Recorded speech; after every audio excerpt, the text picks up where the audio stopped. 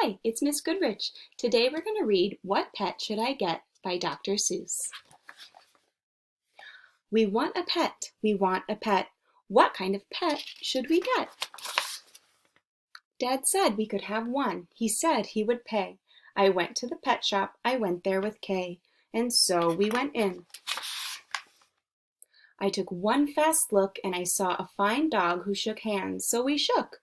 So I said, I want him. But then Kay saw a cat. She gave it a pat and she said, I want that. Then Kay said, now what do you think we should do? Dad said to pick one. We cannot take home two. I would take home two. Then what do you know? We saw other kinds. Now how could Kay and I make up our minds? A pup and a kitten, they looked like good fun. Now which would we pick? We could only pick one. Make up your mind. The cat or the dog, the kitten, the pup. Oh boy, it is something to make a mind up.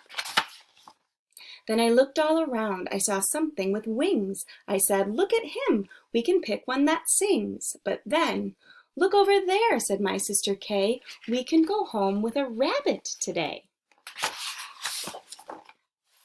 Then I looked at Kay. I said, what will we do? I like all the pets that I see. So do you. We have to pick one pet and pick it out soon. You know, Mother told us to be back by noon. And I could have done it. I could have, I bet. I could have said which pet we should get. But you know what Kay did? Do you know what she did? She said, fish, fish, fish, fish. It may be a fish is the pet that we wish. Then I saw a new kind, and they were good too. How could I pick one? Now what should we do? We could only pick one, that is what my dad said. But how could I make up that mind in my head? Make up your mind.